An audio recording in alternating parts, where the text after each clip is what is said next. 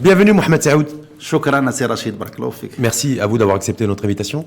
Comme toujours, c'est toujours un plaisir à Rachid. Plaisir partagé. Je rappelle que vous êtes membre du bureau politique de l'Istiqlal, comité exécutif, c'est ça? En effet, comité comité en tout cas, exécutif. c'est le top... C'est le top 24. Voilà, Ouais, 24. Voilà. 24. Quand Ouais, on est dans, 24, quand on est dans le, quand on est dans le top 24, ça veut dire qu'on fait partie des 24 personnes qui comptent à l'Istiqlal. Et donc vous faites partie de cela, c'est ça en fait? Oui, il y en a beaucoup plus qui comptent, hein, mais donc c'est les 24 qui décidons, on va dire, in fine, sur les orientations. C'est pour ça que c'est important de vous avoir aujourd'hui, d'avoir un décideur du parti qui soit avec nous pour débattre. Et je rappelle également, parce que vous avez une autre responsabilité, une autre casquette, si je puis dire, c'est que vous êtes vice-président de la région Tanger, Tétouan, Al-Hoceima. Al-Hoceima. Avec toujours le même président? Toujours le même président, en effet. C'est au PSOR jusqu'à la fin de l'Wilaya. Oui. En l'occurrence, Ilyas Amari. Oui, bien sûr. Toujours président de la région Tanger, Tétouan, vous confirmez? Bien sûr. Et il travaille toujours, il est là, physiquement. Oui, la dernière visite en date, il était en Chine, j'ai vu ça, pour lancer le projet Tanger Tech, Inch'Allah. Donc, moins visible, mais plus actif. Plus actif, c'est ça? Voilà. Très bien. Mohamed Saoud, en tout cas, actif, l'Istiqlal, est-ce que l'Istiqlal est actif? Oui. Parce que j'ai cherché plein de trucs, il y a plein de déclarations de votre secrétaire général, Nizar Baraka. Mais je me dis, sur quel front vous êtes aujourd'hui? Parce que j'ai l'impression que des fois, on voit du Istiqlal un peu partout. Oui. Et on ne sait pas forcément sur quel est le véritable front et la ligne d'attaque ou de défense du parti. Ça me rassure, Sidi Rachid, venant de toi, parce qu'il y a 1 an et demi, ici, à la même table, tu m'avais dit, écoute, on vous entend pas très bien, vous n'êtes pas assez actif. Là, aujourd'hui, je suis rassuré. Ce qui était vrai à l'époque. Non, parce qu'on avait une stratégie, justement. Et aujourd'hui, on a toujours la même stratégie. Il y a 1 an et demi, c'était la stratégie silence. On y va progressivement. On est des gens qui travaillons d'une manière concrète. Et pour être crédible, il faut le faire d'une manière intelligente. Ça ne sert à rien de créer du bruit ou de faire du populisme. Donc nous, notre première année, je l'avais dit la dernière fois, on était là pour renouveler les sections du parti.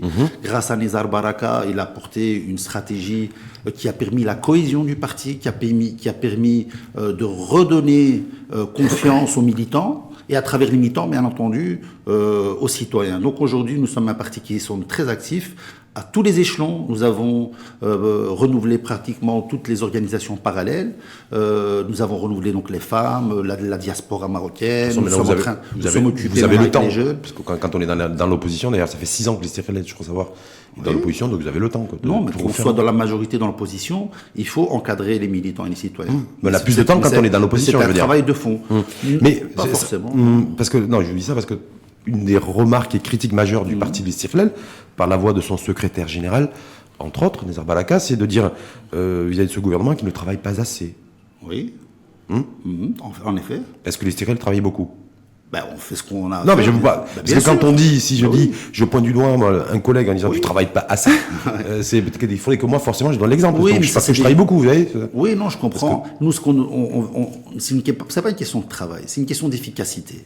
Nous, ce qui nous intéresse, c'est que vraiment que le citoyen ait à un moment donné, il se sente, je vais être un peu bisounours, mais qu'il se sente joyeux, qu'il pense que réellement il vit dans un cadre qui lui apporte un certain bonheur. De son personnel et donc, pour politique. qu'il puisse avoir ce bonheur, il faut des outils, il faut qu'il ait un bon logement, qu'il faut un bon travail, qu'il sent qu'il est en sécurité, qu'il sent qu'il est. Donc c'est tout ça qui crée le bonheur du citoyen. Donc après nous, ce qui n'est pas forcément le cas de tout le monde aujourd'hui. Ce n'est pas le cas, malheureusement aujourd'hui. Il y a une crise sociale qui est là. Il n'y a personne qui peut le nier. Il y a une crise sociale à tous les niveaux. Même par rapport au logement, par rapport à l'immobilier, il y a une crise de logement. Une table ronde, il n'y a pas très longtemps, qui a été organisée par l'Alliance des économistes. L'Alliance d'ailleurs, sur comment relancer le secteur de l'habitat, mais c'est un secteur que vous avez dirigé. Oui, tout à fait. Donc s'il est en difficulté, c'est que vous avez aussi une responsabilité. Non, qui a été un succès pendant qu'on l'a dirigé. Lorsque Tawfik Hadjira était ministre de l'Habitat. Oui, bien sûr. 2007, 2000, c'est ça? Tu vas faire le monologue, je te laisse. Non, je sais pas. Je sais pas, je vous pose la question, mais parce que vous l'avez dirigé, ce ministère-là. On l'a dirigé, on est fiers de l'avoir dirigé, ça a été un succès. Mais s'il est en difficulté aujourd'hui, est-ce qu'il y a un lien avec le fait que... Non, il n'est pas en difficulté, parce qu'il faut savoir que chaque année, il n'est pas en difficulté parce qu'on a géré ce domaine de compétences pendant 10 ans. Il est en difficulté parce que depuis, il n'y a rien qui a été fait. Moi, je vous rappelle comme quoi on avait lancé les villes sans bidonville. Donc, OK, on est arrivé à plus ou moins 80% d'éradication des villes sans bidonville. Après, il reste 20%. Ces 20% n'ont pas été faits. Au contraire, ils ont été aggravés parce qu'on n'a pas pu maîtriser cette situation. Donc, c'est pas de votre faute. Mais non, c'est pas. Au contraire, nous, on est venu avec le programme de logement économique. On a pu, grâce à programme, faire loger toute une classe moyenne, moins malheureusement, qui a pu se loger à ce moment-là. Aujourd'hui, il n'y a pas de il y a pas de division sur la classe moyenne. Il y a un déficit de logement de plus de 400 000 logements chaque année. Donc c'est énorme. Structurel depuis des années. Vraiment, il faut faire un effort là-dessus. Donc vous avez dirigé, mais vous n'êtes pas responsable de la situation. On a dirigé, on a réussi. Parce qu'on va pas être dans le monologue, on va être dans la notion de responsabilité de chacun et de votre parti, le Stirlel, et toutes celles et ceux qui ont été aux commandes, tout simplement. Donc crise des situations difficiles du logement, de l'habitat. Vous avez dirigé ce ministère pendant 10 ans, mais depuis que vous le dirigez plus, il est mal géré. Bien sûr qu'il est mal géré. Non, mais ça, il faut poser une caution professionnelle. Voilà. C'est un déficit de croissance. Que je sache, quand on était au pouvoir et qu'on avait cette gestion, il y avait les promoteurs, ils ne se plaignaient pas. Le citoyen ne se plaignait pas. Aujourd'hui, tout le monde se plaint. Tout le monde se plaint. Les promoteurs se plaignent parce qu'il y a une crise catastrophique au niveau du logement. La clientèle se plaint parce qu'elle ne trouve pas des appartements adéquats. Un bon rapport qualité-prix. Voilà. Donc, il y a vraiment une crise. Donc, il faut faire en sorte de redorer cette confiance au niveau de ce secteur qui est un secteur très important pour l'économie du pays. Donc, et là, en dehors de ça, par rapport à ce gouvernement et l'action de l'Istiklal en termes de propositions, vu qu'il est dans l'opposition. Mais nous, on fait des propositions très constructives à chaque fois qu'on en a les moyens et que vous savez pourquoi je vous dis ça? Je vous écoute, dites-moi. Parce que je suis tombé sur un propos de Nizar Balaka en disant, je cite, nous fonçons droit dans le mur tout en klaxonnant. Exactement. C'est ce qu'il a dit. Mais c'est ça que je me dis. Mais c'est exactement le cas. Mais quand vous voyez, allez, on va prendre le cas du bilan de mi-mandat de ce gouvernement. Alors, qui a été présenté la semaine dernière. Qui a été présenté par le chef du gouvernement. Alors le chef du gouvernement est venu, mais c'est exactement ce que dit Nizar Baraka. Alors sur la forme, je dois avouer comme quoi le chef du gouvernement a fait un effort particulier.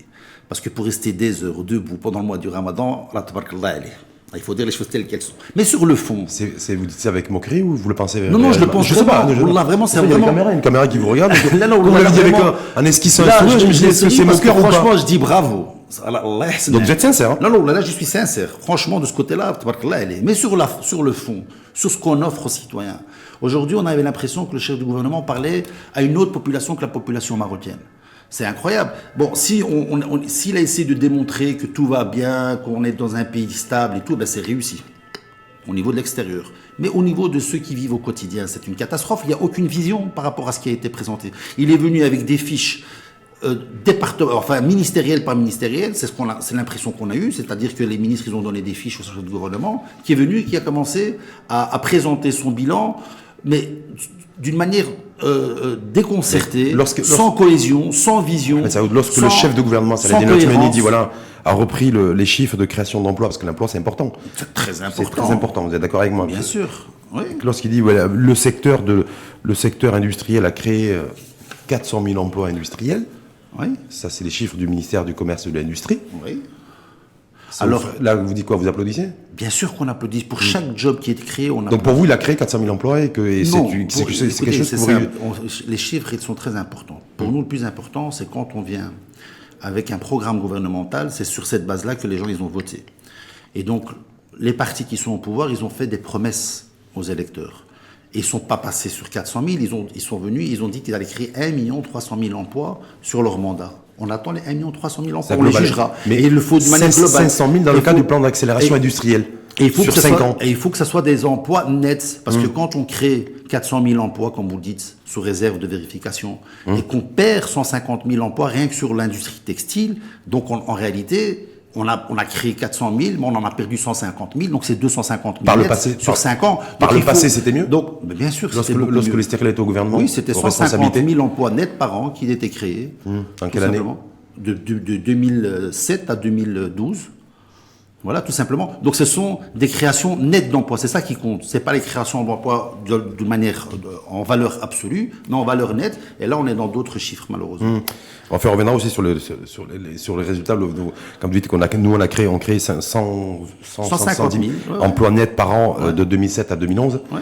On était toujours sur des taux de chômage de 9-10% à cette époque-là. Oui, ça change. Voilà. Mais bon, on va pas revenir là-dessus. Mais tu dis des chiffres et après tu me dis. Non, il faut savoir aussi le contexte. Oui, on avait un pétrole à 120, 130 $.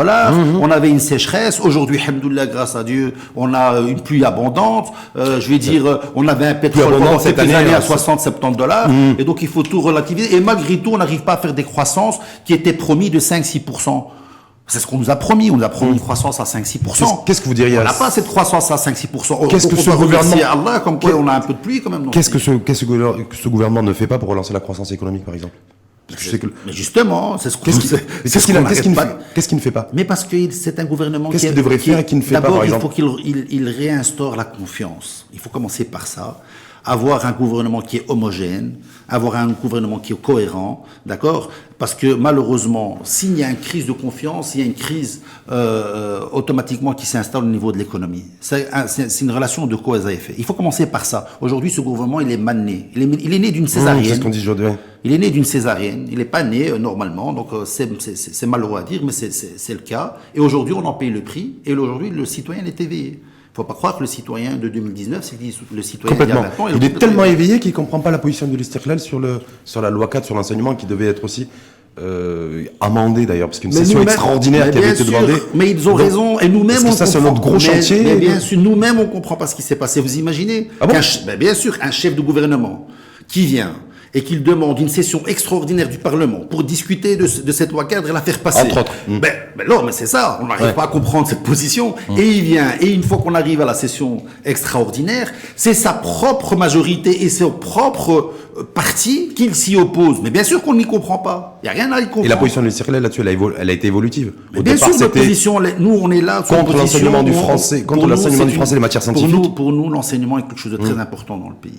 Et il faut éviter qu'il y ait des mouzayadet siyasia, c'est-à-dire des surenchères politiques. Nous, on doit trouver un consensus là-dessus. On a fait des concessions là-dessus. Et donc, pour nous, la balle est dans le camp du gouvernement qui a sa majorité. Et nous, on est prêts à les accompagner dans ce domaine. Est-ce que vous reconnaissez en toute objectivité, en toute honnêteté, en regardant cette caméra, que pendant 2 mois et demi, au sein de l'Istiqlal, sur cette question-là de l'enseignement, nous avons reçu d'ailleurs Nizar Baraka en janvier, nous avons reçu Fouad Dury. C'était cette question-là, ce dossier-là, c'était un gros caillou dans la chaussure de l'Istiqlal.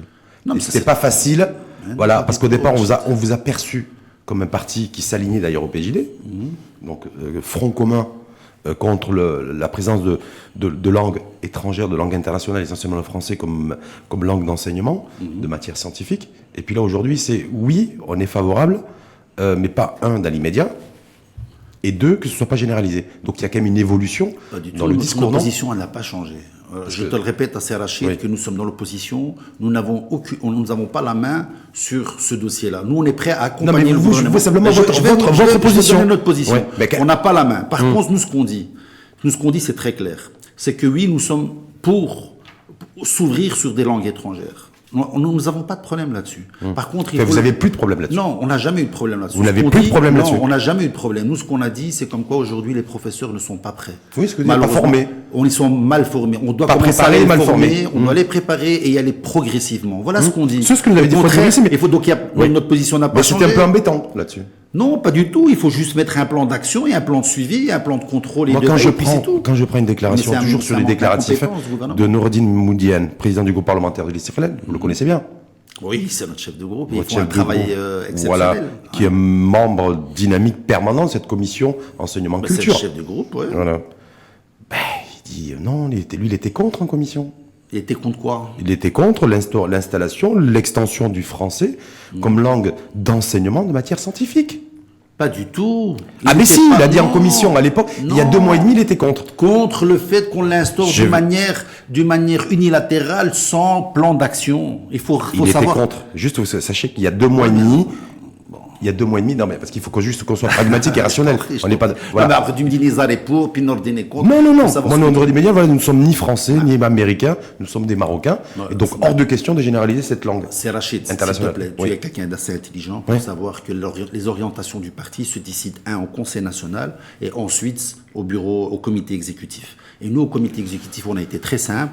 Après, s'il y a des déclarations en dehors du comité exécutif, je dois les vérifier. Moi, ce que je peux te dire, que chez nous, au niveau du comité exécutif, au niveau du parti, donc ça, c'est la position officielle du parti et pas de certains individus, nous sommes pour l'ouverture des langues étrangères sur les matières scientifiques, sous réserve que cela se fasse d'une manière intelligente, graduelle et progressive pour éviter que nous sommes face à un échec encore plus grave que ce qui se passe aujourd'hui au niveau de l'enseignement. Tout simplement. Je crois qu'aujourd'hui, tout le monde est d'accord là-dessus. Une position qui n'est pas très éloignée de celle du PJD, mais qui évolue.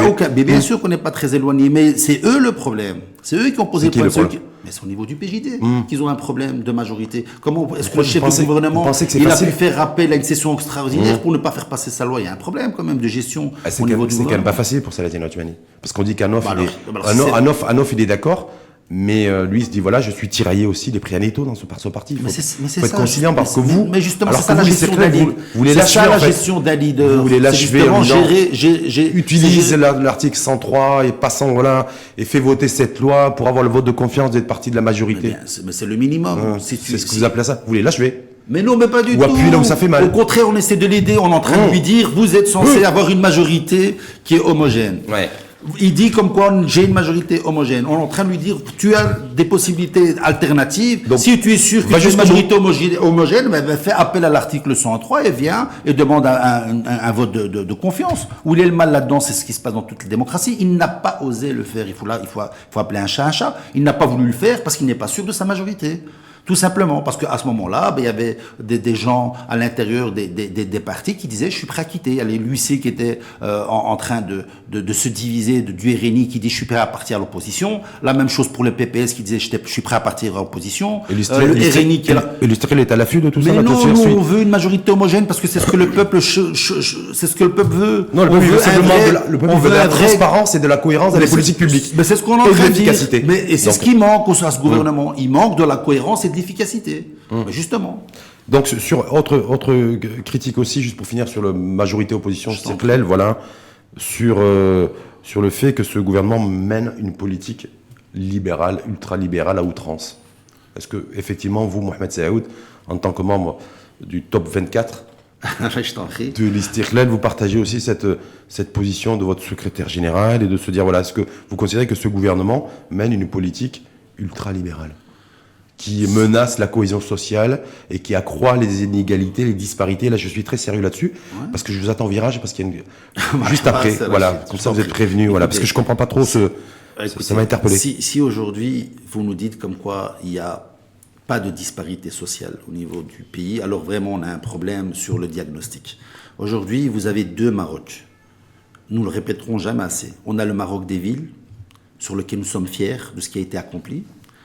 Donc au niveau de l'infrastructure, au niveau d'une manière générale. Et puis vous avez le chômage des jeunes, vous êtes fiers aussi? Et puis vous avez le chômage des jeunes en ville, vous êtes fiers aussi? Et puis Rachid, laisse-moi juste terminer ma phrase. Et puis tu as le Maroc rural, le Maroc des montagnes et le Maroc des zones frontalières sur lequel il faut faire un effort particulier sur ces 3 zones-là. Et ce n'est pas le cas malheureusement de ce gouvernement. Donc si on est d'accord sur le diagnostic... C'était bien antérieur à ce gouvernement, non?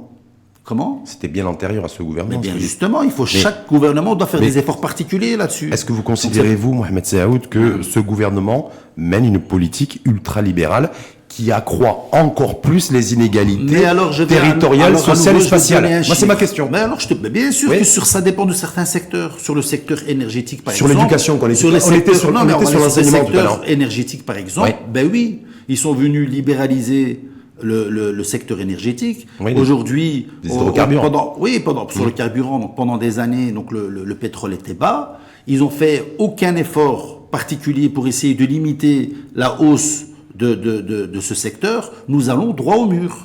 Je te le dis, nous allons droit au mur. Et surtout avec la conjoncture internationale aujourd'hui. Vous êtes pour la mise en place d'un plafonnement des prix? Bien sûr, mais c'est normal qu'il faut plafonner. Mais écoutez, c'est pas possible que pendant ces 5 années de libéralisation, jamais le secteur de l'énergie n'a été aussi bénéfique. C'est aussi simple que ça. S'il a été bénéfique, Allez, regardez les chiffres de toutes ces compagnies.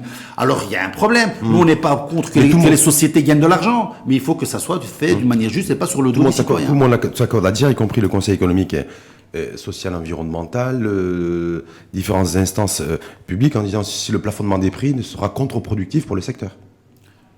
Bien sûr qu'il sera contre-productif pour le secteur. Ben, merci de l'avoir dit. Non, mais nous, ce qu'on veut, que ça soit pas contre-productif pour le citoyen. Mais bien sûr, ça va être contre. Ils sont. Y compris. Non, mais quand je dis pour le secteur, y compris pour les citoyens en toile de fond, pour le consommateur final. Non, là on n'est pas d'accord. Là on n'est pas d'accord sur le diagnostic. Je sais pas. Donc ça c'est une proposition de l'Isterclé, mais beaucoup disent que c'est quelque chose il sera pas bénéfique pour le secteur. Ben j'espère bien que leur marge bénéficiaire va diminuer. Il faut manquerait plus que ça. Il y a un problème quand même. Qui gagne moins d'argent. Mais on veut pas qu'ils gagnent moins d'argent, on veut que ça soit juste. On veut qu'il y ait une concurrence saine. On veut pas qu'il y ait des monopoles ou des duopoles sur ce marché-là. Voilà. Ils ont même pas pu gérer l'histoire de la Samir. On était une des seules raffineries dans le pourtour du nord africain. Sur la Samir, oui, l'Isterclé a une responsabilité morale là-dessus, non? Non, pas du tout. Non, pas du tout. Elle a été en faillite en 2015. Qu'est-ce qu'on a à voir là-dedans? Pas du tout. On n'a rien à voir. Au contraire. Sur la privatisation de la Samir. Mais c'est pas une question de privatisation, c'est une question de gestion. Lorsque la Samir a été privatisée, on se dit peut-être qu'aujourd'hui, il n'aurait pas fallu la privatiser, ou pas à hauteur de temps, vous voyez. Donc, c'est un dossier qui a été aussi co-géré. Non, doucement, on va se détendre. Je ne dis pas géré, co-géré par l'Isterclé. Non, mais pas du tout. La faillite, elle a été faite en 2015. Je parle bien antérieurement à la faillite. La faillite, c'est qu'une conséquence. La situation financière n'est qu'une conséquence. Le Maroc a privatisé de nombreuses entreprises, et certaines entreprises ont réussi, d'autres non. Après, quand on a un outil industriel comme la Samir, on ne peut pas se permettre de partir et de les laisser en faillite parce que c'est une raffinerie. Nous n'avons pas de raffinerie dans ce pays. Aujourd'hui, nous importons tout le pétrole raffiné. Ce qui n'est pas normal quand nous avons un pays comme le Maroc où nous avons un besoin énergétique. Nous étions exportateurs, aujourd'hui nous importons tout. Il y a vraiment un problème. Il faut vraiment trouver une solution par rapport à ça. D'abord, il y a un problème d'ordre social avec tous ces dizaines de milliers d'emplois qui sont là, d'une manière directe et indirecte. Et puis nous avons un problème d'ordre économique. Et donc pour revenir au secteur énergétique, oui, il faut réguler. Aujourd'hui, on est un gouvernement qui malheureusement, comme il l'a dit Sénéza, nous va droit dans le mur, en plus en klaxonnant. Oui, c'est ça qui m'a surpris en klaxonnant. Voilà, et pour les retraites aussi, on finira là-dessus avant de passer sur les perspectives un petit peu 2021 et tout ce qui est mis en branle, j'ai envie de dire, au niveau de l'Isterclé, y compris l'ouverture sur le mercato. Je sais pas si vous avez contacté Neymar ou Mbappé, mais en tout cas, il y a des personnalités qui ont été contactées, ou certains qui ont rejoint d'ailleurs l'Isterclé, comme Driss Ben Imam, on en parlera juste après. Juste après les retraites aussi, parce que je sais aussi que c'est quelque chose qui est l'objet aussi de critiques de l'Isterclé par rapport à ce gouvernement, qui a maintenu dans le congélateur la réforme des retraites. Et ça gêne beaucoup l'Isterclé. Je voulais savoir pourquoi. Écoutez, il faut voir ça de manière globale, parce que la réforme des retraites est liée justement aussi au dialogue social et est liée aussi à l'augmentation des salaires. Aujourd'hui, nous avons un gouvernement de contradiction. Vraiment, nous avons un gouvernement de contradiction et de sparadrap. Je vous dis pourquoi. C'est parce que pendant des années, on a essayé de discuter avec le gouvernement, donc la plupart des syndicats, et aujourd'hui, nous avons enfin pu avoir quelque chose. Je ne vais pas dire que c'est rien, c'est même très bien. Nous avons obtenu 500 dirhams d'augmentation des salaires pour les salariés.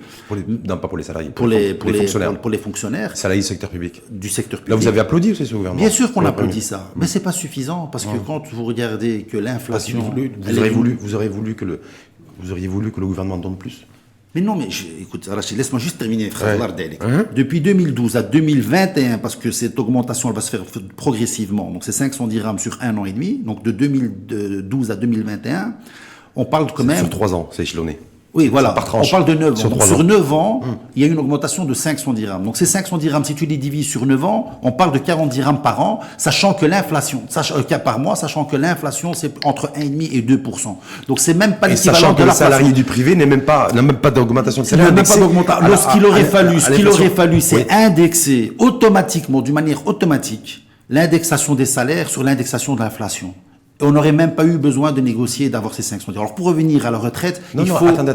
Il faut... Pourquoi 500 dirhams, vous savez, cette augmentation qui a été décidée par le gouvernement, oui. C'est une dépense supplémentaire. C'est pour ça que ça me surprend de la part du Circlet, qui n'était pas prévue dans le projet de loi de finances 2019. Oui, c'est une dépense supplémentaire. Je crois que c'est une pas dépense. compris. Si, j'ai très bien compris. C'est une dépense supplémentaire. Rachid, tu n'as pas compris ce que c'est que l'inflation. Non. Aujourd'hui, je sais très bien ce que c'est que l'inflation. Le panier moyen du citoyen augmente. Non, c'est pas ça. Tout augmente. C'est pas ça, vous avez pas Tu ne saisi. peux pas augmenter et lui son salaire stagner.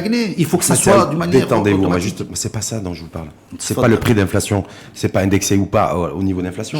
Je dis simplement que cette augmentation de salaire concernant les fonctionnaires n'a pas été, j'allais dire, prévue dans la loi de finances 2019. Donc ça veut dire que c'est une dépense supplémentaire dans le budget. Vous me suivez? Oui, j'ai compris. Vous savez de combien? Non, franchement non, mais j'espère bien. Je vais vous le dire. Ça a été fait c'est pour ça que progressivement. c'est 7 milliards de dirhams supplémentaires qu'il va falloir financer. Parce que quand on dépense, il faut trouver un financement. On est bien d'accord? Oui, bien sûr qu'on est bien d'accord. On est bien d'accord, voilà. Donc ça veut dire qu'aussi cette dépense, comment elle va être financée, cette dépense selon vous? Mais ça, il faut demander au chef du gouvernement comment elle est financée. Non, mais vous avez dit, vous me dites, c'est bien 500 dirhams, oui, mais bon, en même temps, c'est pas beaucoup. Je répète, parce que ça fait 9 ans. Mais non, parce que tu veux absolument qu'on parle pas de l'inflation. Ah si, on parle de l'inflation, j'ai pas de problème. Quand on revient, par exemple, dans le secteur de l'énergie, et que le secteur de l'énergie, vous avez des sociétés qui n'ont jamais gagné autant d'argent qu'aujourd'hui.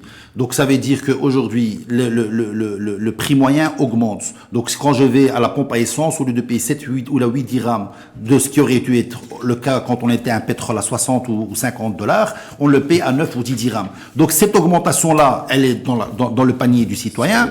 Donc cette augmentation-là, elle est automatiquement avec le salaire du fonctionnaire et même le salaire c'est comme quand moyen. Les frais de scolarité augmentent dans le secteur privé. Donc c'est un peu normal. Donc l'argent, il est là. Oui. Donc l'argent, il est là parce que quand il y a une augmentation, ça veut dire qu'il y a de la TVA qui a été augmentée, ça veut dire qu'il y a des impôts qui ont été payés. Donc c'est d'une manière automatique. Non, mais moi, tout est lié. Les 7 milliards de dirhams qui vont être dépensés, je viens de qui vont constituer une dépense. Si je t'ai dit que au ça niveau du budget de l'État. Si je t'ai dit que les bénéfices ont augmenté. Vous gérez les finances à la région?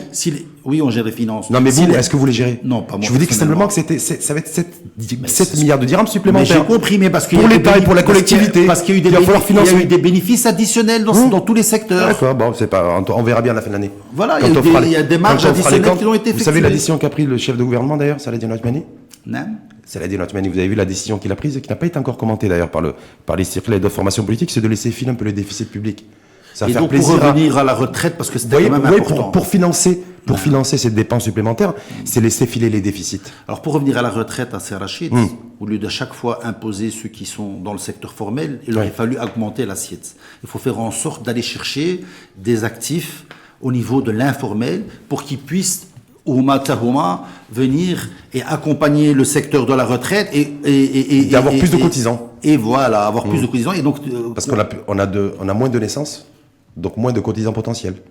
On vit plus longtemps. Oui, donc en plus, on a moins de longtemps, tu parles à terme, mais aujourd'hui, nous avons un secteur informel où il y a des millions de gens qui cherchent qu'à être intégrés dans le secteur formel. Et donc, il faut faire une politique particulière pour ces gens-là, pour augmenter l'assiette de la retraite. Et à ce moment-là, il y aura une solution qui va se faire de manière automatique. En tout cas, il va falloir trouver une solution. Apparemment, ça urge. Bien sûr, je vois un peu bien sûr, c'est urgent. Le président de la CIMR, il dit que ça urge. Il faut revoir l'allongement aussi de la durée du temps de travail, parce qu'on vit, il y a l'allongement de la durée de vie, donc l'allongement de la durée du temps de travail. Mais bien sûr, jusqu'à 65 ans. Les Espagnols aussi, il va falloir qu'on travaille aussi jusqu'à 63, 64, 65 ans. Mais l'espérance de vie au Maroc, c'est bien que tu me sortes celui-là, c'est une catastrophe. Il faut savoir que pendant des années, pendant la période où on était là, en tout cas 2012-2017, l'espérance de vie augmentait de 6 mois chaque année. De 6 mois chaque année. Aujourd'hui, l'espérance de vie augmente à peine depuis 3 mois et demi chaque année. C'est la faute à Othmani? Mais bien sûr, c'est parce que si on vit moins longtemps depuis quelques années, depuis quelques mois. Mais vous êtes sérieux là? Non, là, je suis très sérieux. Mais bien sûr, c'est de la faute de la politique gouvernementale. Écoute, je vais te donner un exemple, comme ça tu vas comprendre. Au Maroc, l'indice du développement humain nous dit comme quoi le Marocain vit jusqu'à 72 ans. En Espagne, il vit jusqu'à 82 ans. Donc imagine-toi que tu vas faire 14 km, tu vas juste migrer en face et tu vas vivre 10 ans de plus. En moyenne, hein? En moyenne, 10 ans de plus. Mais pourquoi? Parce qu'on leur a permis de vivre d'une manière sereine, ils évitent le stress. Donc il y a un problème de moins de santé, on leur a donné un cadre de vie beaucoup plus agréable, donc c'est normal que ça fait partie du politique. Tu ne veux pas me dire que c'est pas politique, mais bien sûr c'est politique. Que depuis 2012 et l'arrivée du PJD, on vit moins longtemps. Il y a une relation de cause à effet. En termes de dynamique démographique sur les 10-15 dernières Bien sûr qu'il y a années. une relation de cause à effet. Oui. Bien, c'est normal, ça. Mais le Bien soleil. sûr. D'accord, mais là, mais parce qu'une dégradation de Bien sûr. la qualité de vie. Il faut m'expliquer pourquoi ailleurs on vit 7, 8, 9, 10 ans de plus. Pourquoi on est quand même tous les mêmes humains sur la même terre. Donc c'est vraiment une question de politique publique. Donc, en fait, en tout cas, une relation directe. Une relation de cause à effet directe des politiques publiques. En tout cas, sur l'espérance de vie. on va finir sur ce que je disais tout à l'heure sur le renouveau de l'Istiklal. Effectivement, il y a un an, vous disiez, on a renouvelé, rafraîchi toutes nos instances, la dynamique, l'armée de. J'ai vu que l'autre fois, vous avez fait un coup de force dans le sud, à Lyon. Oui, des milliers de personnes sur la grosse méga estrade. Exceptionnel. Des gens à perte de vue, j'ai dit waouh. ils ont, non mais non, je me dis, ils ont mouché le RNI, parce que vous savez, le RNI, 3 semaines avant. Oui, ils avaient. Hasard ou coïncidence d'ailleurs, c'était à Dakhla, je sais qui avait commencé en premier. Ils êtes partis à Lyon, vous. Nous, on a aussi fait Dakhla. On a fait Opération Biceps, qui est le plus. On a fait, non, pas du tout. On a fait des réunions pratiquement dans toutes les villes du Sud. Alors, il faut savoir que nous, on n'est pas axé sur des big réunions régionaux, mais sur des réunions provinciaux. C'est ce qu'on a fait avec Sidi Nezar quand il est venu à l'Arrache. C'était un plébiscite. On a fait 5 big meetings dans la province de l'Arrache. Et c'est ce qu'on a fait à Blimillel, c'est ce qu'on a fait à Oujda, c'est ce qu'on a fait à Laayoune, et puis Dakhla, puis Guilmim, etc. Alors le cas du Sahara, c'est vrai que c'était exceptionnel, parce qu'on a retenu 3 points qui est essentiel pour nous. Et qui est très important pour le Maroc. Le premier, d'abord, c'est nos adversaires politiques. Ils ont tous reconnu comme quoi il y a eu un effort considérable qui a été fait pour l'encadrement de la situation. Le deuxième, c'est le Polisario. N'oubliez pas que le Polisario, il a quand même fait le bayan, donc a communiqué là-dessus. Donc c'est une première. Donc ça veut dire qu'ils ont été un petit peu déstabilisés parce que c'était un référendum populaire, un vrai référendum. Quand vous avez 60, 70 000 personnes. C'est-à-dire, regardez, les populations sont autonomes. Ils sont là, ils sont autonomes, ils sont fiers d'être marocains, fiers de participer à la vie politique du pays. Et puis, vous avez aussi surtout, et les politiques ne l'ont pas assez, enfin, j'en ai pas entendu parler, vous avez une sortie quand même du président de la Mauritanie qui n'a pas été très simple et qui a dit, comme quoi, pour lui, donc de son point de vue, il est inconcevable qu'un jour, il y aurait un État indépendant au nord de la Mauritanie, parce que ni les Américains ni les Européens ne le savent faire. Et c'était juste après le référendum populaire et le big meeting de Laayoune. En même temps, donc, voilà, nous sommes fiers du travail qu'il fait et qui est accompli par nos militants dans le sud et notamment le Haj Hamdi et Miara qui est quand même Chagarine. Et donc tout ça, c'est grâce au leader et au charisme de Nizar Baraka. Et il y avait quand même aussi l'envie d'envoyer un petit message à un parti qui s'appelle le RNI.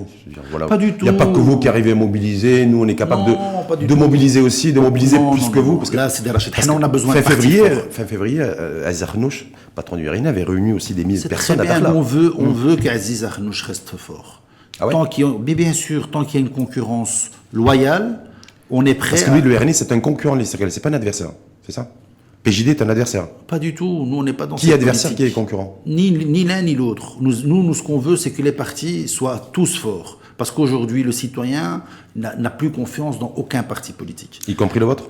Aucun parti politique. Et donc, il faut faire un effort particulier pour se mobiliser. Parce que sinon, comme a dit Nera, je reviens, on va droit dans le mur. Parce que si on n'a pas des partis qui sont des médiateurs entre la politique de l'État et les besoins du citoyen, il y a un problème, vous pensez quoi? Parce que c'est l'actualité, la situation que traverse, situation difficile a priori d'ailleurs, que traverse le PAM, qui est comme vous un parti qui est dans l'opposition. Vous avez suivi comment l'actualité, c'est compliqué, il y avait un bureau politique hier soir, c'est tendu, Hakim Benchema est en difficulté, son bureau, il essaie de reprendre la main, il y a les jeunes du parti qui sont mobilisés. Ils n'ont pas fait. Vous, chez vous, ils sont bastonnés. Vous avez eu un problème avec la jeunesse du parti d'ailleurs? C'est ce que certains disent. Moi, j'ai pas. Une espèce de coup de poing, je sais pas quoi, la jeunesse Chabiba, bon bref. Au contraire, non, il n'y a pas. Bref, tu dis, puis tu je sais pas, vous dites non. Certains médias ont dit. C'est les médias, mais si tu cherches les fake news, moi, je suis donc c'est faux. Un terroriste. Mais bien sûr, c'est faux. Baston, coup de poing de la Chabiba, ou le Non, il y a eu des altercations parce que nous avons une jeunesse qui est très dynamique. Nous sommes fiers de notre jeunesse. Pleine de fougue. Non, plein de fougue. Oui, voilà, plein de fougue. Mais quand on se met des coups de poing, ça fait... Non, il faut voir le travail que font nos jeunes députés au Parlement, par exemple. La plupart des jeunes qu'on entend, il n'y a que les nôtres. Il faut dire les choses telles qu'elles sont. Pour critiquer ou pour proposer? Non, pour proposer et critiquer. Et critiquer, mais de manière constructive. Vous avez Omar Abdessi qui fait un travail remarquable. Vous avez Amjid Fessifiri qui est quand même le président de l'international du centre des jeunes. C'est lui qui est pressenti pour être secrétaire général de la Chabiba, non? Non, on n'y est pas encore. Le congrès, ce sera pour le mois d'octobre. Ouais, octobre, j'ai vu. Bon, mais c'est lui qui est pressenti qui... Non, il n'est pas pressenti. D'abord, il a pas apporté sa candidature, mais s'il le fait, il le mériterait, comme d'autres le mériteraient également. Donc d'ici là, on verra. Il n'a pas l'handicap d'avoir un lien de parenté avec Nizar Malaka? Ça dépend si on le sent comme un handicap. Moi, je vous pose la question. Est-ce que le fait d'avoir une proximité familiale avec Nizar Malaka est un handicap pour lui ou pas? C'est un handicap peut-être pour Nizar. Pour Nizar. Ah oui, pas sûr. Parce que si Amjid arrive à obtenir le poste de secrétaire général d'une manière démocratique, c'est peut-être tant mieux, c'est ce qu'on cherche nous. Mais le problème, c'est que les gens, les mauvaises langues, ils vont toujours dire il l'a été parce que c'est le beau-frère. Parce que c'est le beau-frère du secrétaire général. C'est pas le cas. C'est pour ça que nous, ce qu'on veut faire aujourd'hui, c'est d'aller à des élections qui sont sereines et qui sont justes pour éviter que des gens justement puissent s'opposer d'une manière ou d'une autre. En tout cas, ça a été tendu. Il y a eu quelques petits coups, mais c'était pas ce qu'a relayé certains médias, ce que vous êtes en train de dire. Non, au contraire, on est tout à fait content et fier de la dynamique que crée le parti à travers toutes ces organisations. Je veux dire une chose, il n'y a pas de moquerie dans ce que je veux dire, mais parce que vous nous avez habitués, je m'en souviens, c'était quand? En 2017. Ouais, c'était au congrès, ouais. C'était les assiettes volantes, vous vous souvenez? C'est dommage que ça avait buzzé, c'était pas une fake news sur YouTube. Écoutez, c'est dommage, c'est ce qui a été retenu. Moi, ce que je retiens de ce congrès. C'était quand même pas mal, vous imaginez? Moi, ce que je retiens de ce congrès, c'est que c'est de la première fois dans l'histoire, en tout cas, du parti, et je peux même te dire des autres partis, où il y a eu des élections transparentes qui ont été faites, où il y a eu 2 candidats, et on a été jusqu'au bout, dans les urnes, et le perdant a reconnu sa défaite, et je crois que c'est ça qu'il faut saluer. Et c'est ça qu'il faut retenir de ce congrès. Et puis avec du recul aussi, se dire la bataille d'assiettes volantes. C'est ce qui nous a amené à cette démocratie. Non, c'était pas ça. Bon, on revient juste plus sérieusement par rapport au PAM, juste avoir votre point de vue par rapport à ce que vit ce parti. Moi, je dis que c'est dommage, c'est que chaque parti politique qui ne fait pas une autocritique et qui ne fait pas un effort particulier pour encadrer ses militants et qui donne une image telle...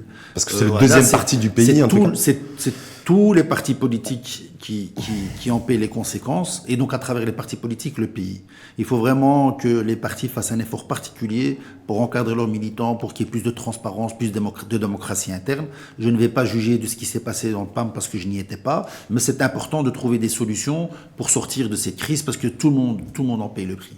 Est-ce que vous, le fait que vous êtes dans l'opposition et que vous êtes aux côtés du PAM, ou le PAM est aux côtés des Cyril dans l'opposition, le fait que le premier parti de l'opposition se retrouve dans cette situation, est-ce que c'est aussi handicapant? Écoutez, nous, quand on est sorti et on était dans l'opposition, on était très clair. On est dans l'opposition, pas avec le PAM, et pas en coalition avec le PAM, mais à côté du PAM. Donc on peut se mettre d'accord sur certains points d'opposition constructive et avoir un élément commun, mais il n'y a pas une coalition qui est faite entre nous et le PAM. Donc le PAM, c'est le PAM. Pas de coalition, pas de coordination, mais non, voilà, on peut coordonner chacun pour soi. On peut coordonner sur certains points de vue parce qu'ils ont leur propre programme, leur propre idéologie, leur propre historicité, qui n'est pas le cas de Hifz Istiqlal, et donc voilà. Merci en tout cas. Je t'en prie, Sidi Rachid, Hafidakallah. Membre du bureau politique du Istiqlal et vice-président de la région, Tanger, Tétouan, Al-Hossima. Al-Hossima. Voilà. Merci à vous. Beaucoup de bonheur. Merci également et puis belle journée. Shukran Sidi Rachid. Salam alaikum.